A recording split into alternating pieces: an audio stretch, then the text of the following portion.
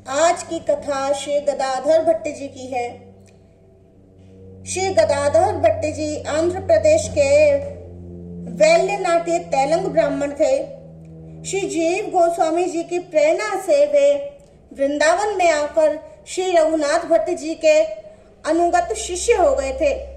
श्री गदाधर भट्ट जी जब अपनी जन्मभूमि घर में ही रहते थे, उस समय उन्होंने सखी हो श्याम रंग रंगी यह पद बनाया। श्री जीव गोस्वामी जी ने श्री वृंदावन में किसी को गाते हुए उक्त पद को सुना तो उनका मन विभोर हो गया।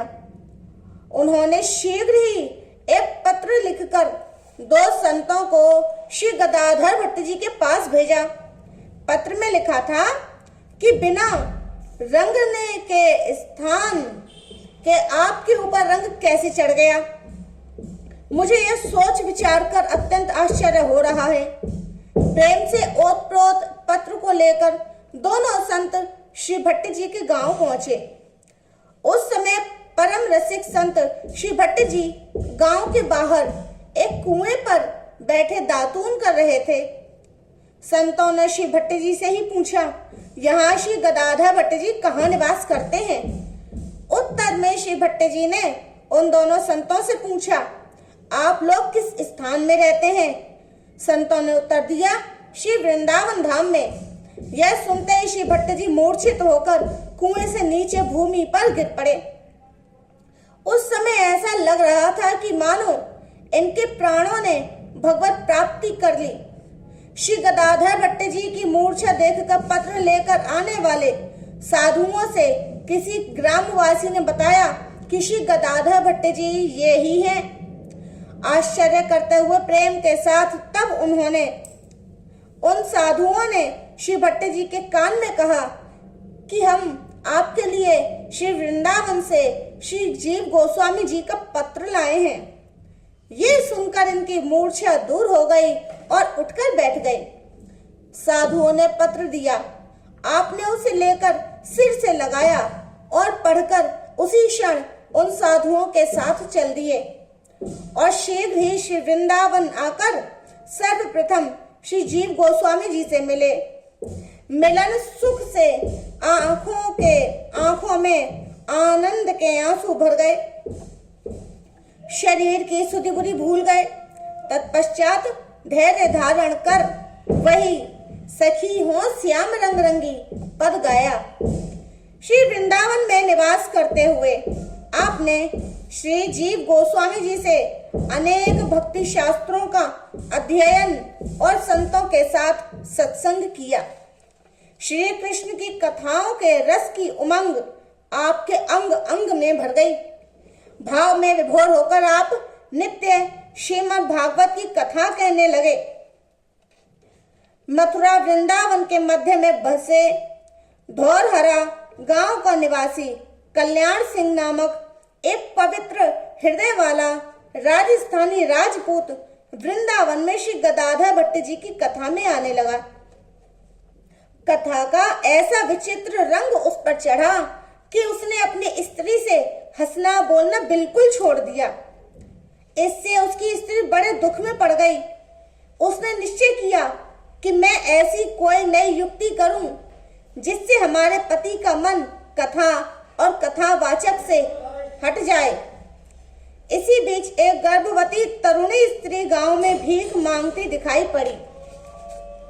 कल्याण सिंह की स्त्री ने युवती भिखारिन को बुलाकर 20 रुपए दिए और समझाया कि तुम वृंदावन चली जाओ और जिस समय श्री गदाधर भट्ट जी की कथा हो उसी समय सबके सामने कहना, महाराज जैसे आपने मुझ पर कृपा की है और मुझे गर्भवती किया, उसी प्रकार अब मेरी सुधि लीजिए। उस भिखारन ने स्वीकार कर लिया। तब उसने अपनी एक दासी उसके साथ कर दी।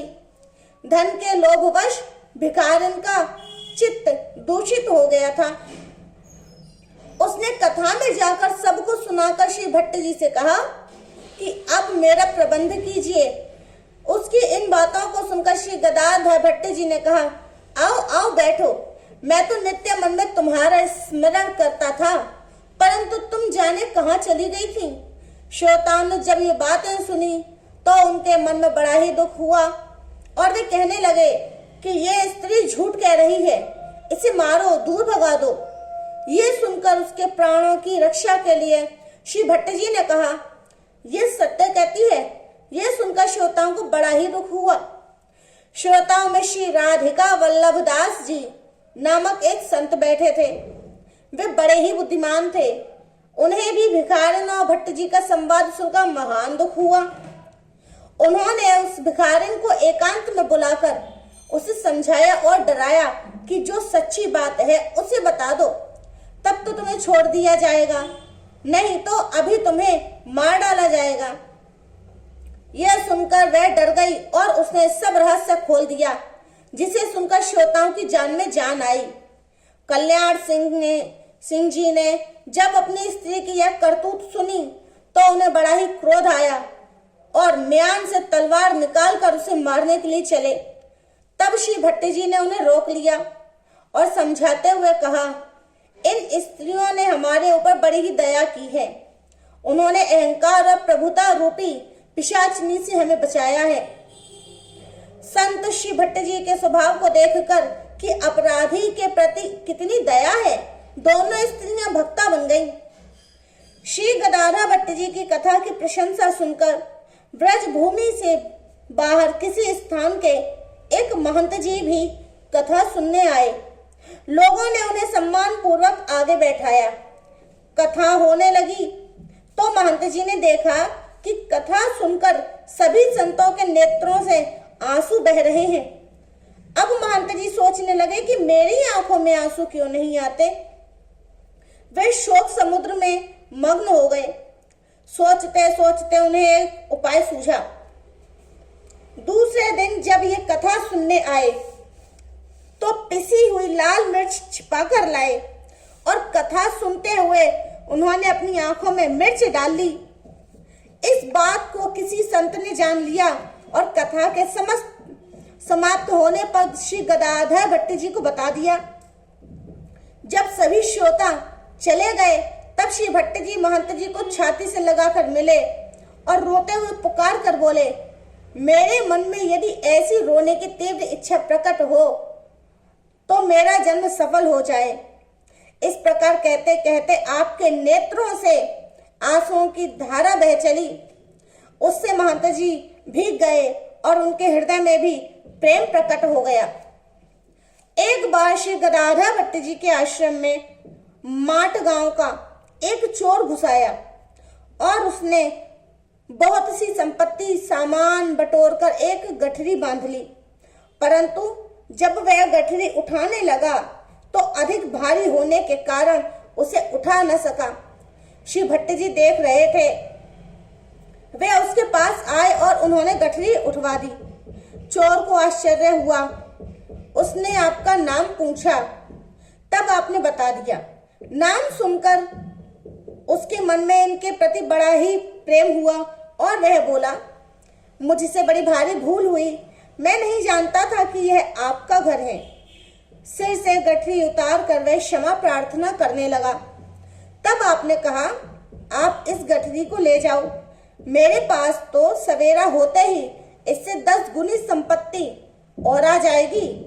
तुम्हारी तो यही जीविका है। उसने श्री भट्ट जी के चरण पकड़ लिए और शिष्यता स्वीकार कर ली, चोरी करना छोड़ दिया। श्री गदाधर भट्ट जी श्रीमद् भागवत के मर्मज्ञ विद्वान थे, अतः सेवा भक्ति का प्रभाव जैसा भागवत में कहा गया है उसे भली भांति जानते थे।